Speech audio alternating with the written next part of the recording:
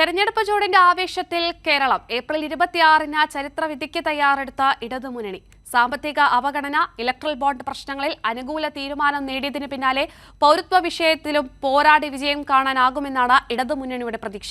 സംസ്ഥാനത്ത് 20 മണ്ഡലങ്ങളിലും നേരത്തെ തന്നെ സ്ഥാനാർത്ഥികളെ പ്രഖ്യാപിച്ചതിന്റെ ആവേശവും ഇടതുമുന്നണിക്കുണ്ട്.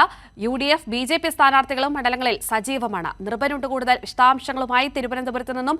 നിർഭനെ സൂചിപ്പിച്ചതുപോലെ തന്നെ തെരഞ്ഞെടുപ്പ് തീയതിയൊക്കെ പ്രഖ്യാപിക്കുന്നതിന് മുൻപ് ആദ്യം തന്നെ സീറ്റ് വിഭജനം നടത്തുകയും സ്ഥാനാർത്ഥികളെ പ്രഖ്യാപിക്കുകയും ചെയ്തതാണ് ഇടതുമുന്നണി. അപ്പോൾ വലിയൊരു പ്രചാരണം തന്നെ തീയതിയൊക്കെ പ്രഖ്യാപിക്കുന്നതിന് മുൻപ് അവർ കാഴ്ചവെക്കുന്നുണ്ട്. ഇനിയിപ്പോൾ ചിത്രം വ്യക്തമായതോടുകൂടി എങ്ങനെയാണ് ഇനി അങ്ങോട്ടുള്ള പ്രചാരണം? നേരത്തെ സൂചിപ്പിച്ചതുപോലെ നിരവധി രാഷ്ട്രീയ പ്രാധാന്യമുള്ള നിരവധി വിഷയങ്ങൾ, ദേശീയ തലത്തിലുള്ള വിഷയങ്ങളൊക്കെ മുന്നിട്ട് നിൽക്കുന്നുണ്ട്. എന്തൊക്കെയാണ് വിവരങ്ങൾ?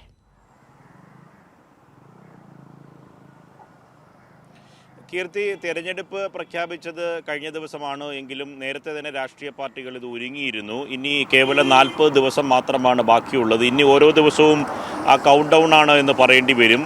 വിപുലമായ പ്രചരണത്തിലേക്ക് മുന്നണികൾ കടക്കുകയാണ്. പ്രത്യേകിച്ച് കേരളത്തിനെ സംബന്ധിച്ചിടത്തോളം നേരത്തെ തന്നെ തെരഞ്ഞെടുപ്പ് ചിത്രം വ്യക്തമായിട്ടുണ്ട്. പല മണ്ഡലങ്ങളിലും ഈ ത്രികോണ മത്സരം നടക്കുന്നു. വീറും വാശിയുള്ള മത്സരത്തിനാണ് ഇനി കേരളം സാക്ഷിയാവുക. സമീപകാലത്തൊന്നും കണ്ടിട്ടില്ലാത്ത തരത്തിലുള്ളൊരു നിർണായകമായ തെരഞ്ഞെടുപ്പാണ് രാജ്യം നേരിടുന്നത്. അതിൽ രാഷ്ട്രീയ പ്രബുദ്ധതയുള്ള കേരളത്തെ സംബന്ധിച്ചിടത്തോളം വലിയ വിഷയങ്ങൾ, രാഷ്ട്രീയ വിഷയങ്ങൾ സ്വാഭാവികമായി ഉയർന്നു വരും. സ്ഥാനാർത്ഥി നിർണയം മുതൽ ഇടതുമുന്നണി നേരത്തെ കീർത്തി സൂചിപ്പിച്ചതുപോലെ ഒന്നാം ഘട്ടത്തിലും രണ്ടാം ഘട്ടത്തിലും മുന്നിലാണ് എന്ന് തന്നെ പറയേണ്ടി വരും. ആദ്യഘട്ടത്തിൽ തന്നെ മുന്നണികളുടെ സ്ഥാനാർത്ഥി നിർണയം, ഇടതുമുന്നണിയുടെ സ്ഥാനാർത്ഥി നിർണയം പൂർത്തിയാക്കി. അതിനുശേഷം സ്ഥാനാർത്ഥികൾ ആദ്യഘട്ടത്തിൽ തന്നെ LDF പ്രഖ്യാപിക്കുകയും ചെയ്തു. ഒന്നാം ഘട്ടത്തിൽ റോഡ് ഷോ കഴിഞ്ഞു. അത് കഴിഞ്ഞതിന് ശേഷം പാർലമെൻറ്റ് കൺവെൻഷനുകൾ പൂർത്തിയാക്കി. രണ്ടാം ഘട്ടത്തിൽ കവലകളിലെത്തി പ്രധാനപ്പെട്ട യോഗങ്ങളിലൊക്കെ പങ്കെടുക്കുകയും പരമാവധി ജനങ്ങളെ നേരിട്ട് കാണാനുള്ള ശ്രമത്തിലാണ് ഇടതുമുന്നണി സ്ഥാനാർത്ഥികൾ.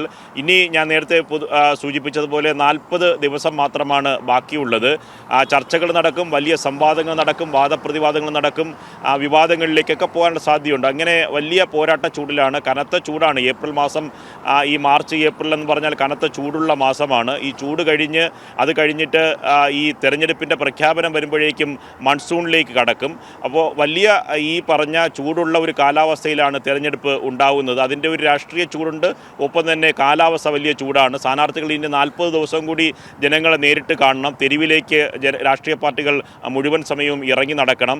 പ്രചരണങ്ങൾ സജീവമാണ്. ഞാൻ നേരത്തെ സൂചിപ്പിച്ചതുപോലെ ആനുകാലിക രാഷ്ട്രീയം പരിശോധിക്കുമ്പോൾ രാജ്യത്ത് ഉടലെടുത്തിരിക്കുന്ന വർഗീയതയുടെ ഏറ്റവും ഭീതിതമായ അന്തരീക്ഷമുണ്ട്. അതിനൊപ്പം തന്നെയാണ് ഇലക്ട്രൽ ഇതുമായി ബന്ധപ്പെട്ട ബോണ്ടുമായി ബന്ധപ്പെട്ട വിവാദങ്ങൾ വരുന്നത്. ഒപ്പം തന്നെ പൗരത്വ നിയമവുമായി ബന്ധപ്പെട്ട പ്രശ്നങ്ങൾ രാജ്യത്ത് അവസാന നിമിഷമാണ് ഈ വിജ്ഞാപനം വരുന്നത്. അതിൽ പ്രത്യേകിച്ച് കേരളം പോലെയുള്ള സംസ്ഥാനങ്ങൾ വലിയ തരത്തിലുള്ള ആശങ്ക പങ്കുവയ്ക്കുന്നുണ്ട്. ഇത്തരത്തിലുള്ള വലിയ രാഷ്ട്രീയ വിഷയങ്ങളുണ്ട്. ഏറ്റവും പ്രധാനപ്പെട്ട കാര്യമായി കേരളത്തിൽ ഉയർന്നു വരാൻ സാധ്യതയുള്ളത് കേന്ദ്രത്തിൻ്റെ വലിയ തരത്തിലുള്ള സാമ്പത്തിക അവഗണനയാണ്. അതിനെ അതിജീവിക്കാനുള്ള പലതരത്തിലുള്ള പോരാട്ടം കേരളം നടത്തുന്നു. ഒന്ന് ജനകീയമായ പോരാട്ടമാണ്, ഒപ്പം തന്നെ നിയമപരമായ പോരാട്ടമുണ്ട്. ഈ നിയമപരമായ പോരാട്ടത്തിൽ കേരളത്തിന് ഒരു മേൽക്കൈ ലഭിച്ചിട്ടുണ്ട് എന്നതാണ് ഏറ്റവും പ്രധാനപ്പെട്ട കാര്യം. കേരളത്തിൽ പ്രതിപക്ഷവും BJPയും ഒക്കെ ഒന്നടങ്കം പറഞ്ഞത് ഈ പറഞ്ഞ കേരളത്തിൻ്റെ കെടുകാര്യസ്ഥത കൊണ്ടാണ് സാമ്പത്തിക പ്രതിസന്ധി ഉണ്ടായതെന്നാണ്. പക്ഷേ സുപ്രീം കോടതിയിൽ പോയപ്പോൾ കേരളത്തിൻ്റെ വാദമുകൾ പൂർണ്ണമായി സുപ്രീം കോടതി അംഗീകരിച്ചു. കടമെടുപ്പ് പരിധിയിലുള്ള നിയന്ത്രണം പൂർണ്ണമായി മാറ്റുന്നതിനുള്ള നിർദ്ദേശങ്ങൾ സുപ്രീം കോടതിയെ നേരിട്ട് നൽകി.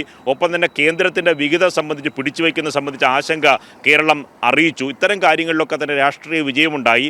ഒപ്പം തന്നെ ഈ കടമെടുപ്പ് പരിധിയിലുള്ള നിയന്ത്രണം മാറ്റിയതോടുകൂടി തന്നെ അപ്പോൾ തന്നെ ആദ്യഘട്ടത്തിൽ തന്നെ ഈ കുടിശ്ശിക ഉണ്ടായിരുന്ന ക്ഷേമ പെൻഷനുകൾ കൊടുത്തു തീർക്കാനുള്ള നടപടി സർക്കാർ സ്വീകരിച്ചു. അതാണ് ഏറ്റവും പ്രധാനപ്പെട്ട കാര്യം. അതായത് സർക്കാരിന് പണം കിട്ടിയാൽ അത് ജനങ്ങളുടെ കയ്യിലേക്ക് എത്തും എന്ന് തെളിയിക്കാൻ കഴിഞ്ഞ ദിവസങ്ങളുടെ സർക്കാരിൻ്റെ ഉത്തരവ് ഏറ്റവും പ്രധാനപ്പെട്ട കാര്യമാണ്. 3 മാസത്തെ ക്ഷേമ പെൻഷൻ്റെ കുടിശ്ശിക നൽകാനാണ് തീരുമാനം. വിഷു ആകുമ്പോഴേക്കും 4200 രൂപ ജനങ്ങളുടെ കയ്യിലേക്ക് നേരിട്ടെത്തുന്നു. അതുകൊണ്ട് സർക്കാരിനെ സംബന്ധിച്ചിടത്തോളം എന്താണ് പ്രശ്നം? സാമ്പത്തിക പ്രതിസന്ധിയാണ്. ആ പ്രതിസന്ധി പരിഹരിക്കപ്പെട്ടാൽ അപ്പോൾ തന്നെ ക്ഷേമ പെൻഷനുകൾ നൽകാൻ കഴിയും. ഈ പറഞ്ഞ DA കുടിശ്ശിക നൽകാൻ കഴിയും. ജീവനക്കാരുടെ പ്രശ്നങ്ങൾ പരിഹരിക്കാൻ കഴിയും. നിർമ്മാണ പ്രവർത്തനങ്ങൾ വേഗത്തിൽ മുന്നോട്ട് പോകാൻ കഴിയും. അതുകൊണ്ട് കേരളം നേരിടുന്ന ഏറ്റവും വലിയ പ്രശ്നം കേന്ദ്ര കേന്ദ്രത്തിൻ്റെ അവഗണനയാണ് എന്ന് ഓരോ നിയമപരമായ കാര്യങ്ങളിലും തെളിയുന്നു. ഒപ്പം തന്നെ സർക്കാരിൻ്റെ നടപടികൾ കൊണ്ടും കേരളത്തിന് തെളിയിക്കാനായി. മറ്റൊന്ന്, ഇലക്ട്രൽ ബോണ്ടുമായി ബന്ധപ്പെട്ട് രണ്ട് രാഷ്ട്രീയ പാർട്ടികൾ, ഒന്ന് BJP ആണ് കോടികളുടെ അഴിമതി നടത്തിയത്, ഒപ്പം തന്നെ കോൺഗ്രസിനും അതിൽ നിന്ന് മാറി നിൽക്കാൻ കഴിയില്ല.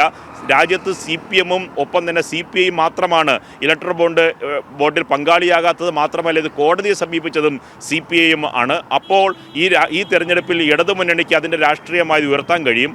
മറ്റൊന്നാണ് പൗരത്വ നിയമം. പൗരത്വ നിയമത്തിൽ രാജ്യത്ത് അത് പ്രഖ്യാപിച്ചപ്പോൾ തന്നെ 2019 പ്രഖ്യാപിച്ചപ്പോൾ തന്നെ കേരളത്തിൽ നടപ്പിലാക്കില്ല എന്ന് അസന്നിഗ്ധമായി പ്രഖ്യാപിച്ച ആദ്യ മുഖ്യമന്ത്രി കേരളത്തിലെ മുഖ്യമന്ത്രിയാണ്. പിന്നെ അതിനുശേഷം നിയമസഭ പ്രമേയം പാസാക്കി, കോടതിയിൽ സ്യൂട്ട് ഫയൽ ചെയ്തു.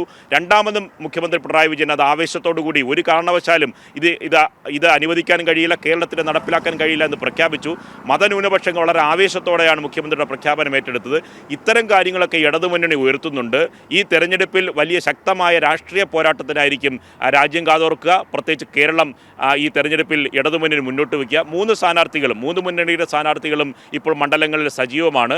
ഒന്നാം ഘട്ടത്തിൽ LDF-ൻ്റെ മേൽക്കൈ, രണ്ടാം ഘട്ടത്തിൽ അത് തുടരുന്നുണ്ട്. ഇനി തെരഞ്ഞെടുപ്പിൻ്റെ ചിത്രം വരും ദിവസങ്ങളിൽ ആദ്യ ലാപ്പിൽ ഇടതുമുന്നണി തന്നെ മുൻനിരയിലെന്ന് രാഷ്ട്രീയ പാർട്ടികൾ, ഏത് രാഷ്ട്രീയ പാർട്ടികളായിരുന്നാലും അംഗീകരിക്കേണ്ടി വരും. അത് LDF എന്നോ UDF എന്നോ BJP എന്നോ വ്യത്യാസമില്ലാതെ ഒന്നാം ഘട്ടത്തിൽ തന്നെ സ്ഥാനാർത്ഥി നിർണ്ണയം പൂർത്തിയാക്കി പ്രചരണ രംഗത്ത് സജീവമാകാൻ LDF-ന് കഴിഞ്ഞു എന്ന കാര്യം ഇതര രാഷ്ട്രീയ പാർട്ടികളും അംഗീകരിക്കുന്നുണ്ട്. ഇനിയുള്ള ലാപ്പുകൾ എങ്ങനെയായിരിക്കുമെന്നതാണ്. അതാണ് ഞാൻ പറഞ്ഞതുപോലെ തെരഞ്ഞെടുപ്പ് ഘട്ടത്തിൽ ഓരോ സമയത്ത് ഉരുത്തിരിഞ്ഞു വരുന്ന രാഷ്ട്രീയ വിഷയങ്ങളുണ്ട്. ഒപ്പം തന്നെ വിവാദങ്ങൾ, സംവാദങ്ങൾ, വാദപ്രതിവാദങ്ങൾ ഒക്കെ തന്നെ വരും. അതുകൊണ്ട് രാഷ്ട്രീയ വിവാദങ്ങൾ കൊണ്ടും രാഷ്ട്രീയ പ്രശ്നങ്ങൾ കൊണ്ടും കലുഷിതമായ ഏറ്റവും പ്രധാനപ്പെട്ട നിർണായകമായ 40 ദിവസങ്ങളിലേക്കാണ് കേരളം കടക്കാൻ പോകുന്നത്. സ്ഥാനാർത്ഥികൾ ഇന്ന് എല്ലാ സ്ഥലങ്ങളിലും പര്യടനത്തിലാണ്. രാവിലെ തന്നെ സ്ഥാനാർത്ഥികൾ പ്രധാനപ്പെട്ട കോർണറിലേക്ക് എത്തിച്ചേരും. ചില ആദിവാസി ഊരുകളിലടക്കം കേന്ദ്രീകരിച്ച് കൊണ്ടാണ് ഇന്ന് ആറ്റിങ്ങൽ മണ്ഡലത്തിലെ CPI-ൻ്റെ, പ്രത്യേകിച്ച് LDF-ൻ്റെ സ്ഥാനാർത്ഥി വി ജോയി പ്രചരണം നടത്തുന്നത്. LDF-ൻ്റെ സ്ഥാനാർത്ഥിയായ പന്ന്യൻ രവീന്ദ്രൻ പ്രധാനപ്പെട്ട കോർണറുകളിൽ ഇന്നും പ്രധാനപ്പെട്ട വ്യക്തികളെ കാണുന്നതിനും ഒപ്പം തന്നെ കോർണറുകളിൽ ജനങ്ങളെ കാണുന്നതിനുള്ള പ്രവർത്തനങ്ങളുമായി മുന്നോട്ട് പോകും. അതാണ് തെരഞ്ഞെടുപ്പിൻ്റെ പൊതുചിത്രം. ഇന്ന് ഞാൻ നേരത്തെ സൂചിപ്പിച്ചതുപോലെ രാഷ്ട്രീയ കേരളം പ്രക്ഷുബ്ധമായ വലിയ തെരഞ്ഞെടുപ്പ് ചൂടിലേക്ക് കടക്കാൻ പോവുകയാണ്.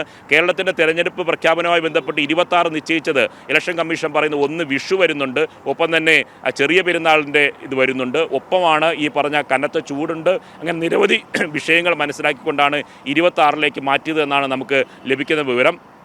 അപ്പോൾ ഈ തെരഞ്ഞെടുപ്പിൻ്റെ ഘട്ടത്തിലേക്ക്, തെരഞ്ഞെടുപ്പിൻ്റെ ഒരു മൂന്നാം ഘട്ടത്തിലേക്ക് കേരളം പ്രവേശിക്കുന്ന ഘട്ടത്തിലാണ് ഈ തെരഞ്ഞെടുപ്പ് ഔദ്യോഗികമായി ഇലക്ഷൻ കമ്മീഷൻ പ്രഖ്യാപിച്ചിട്ടുള്ളത്.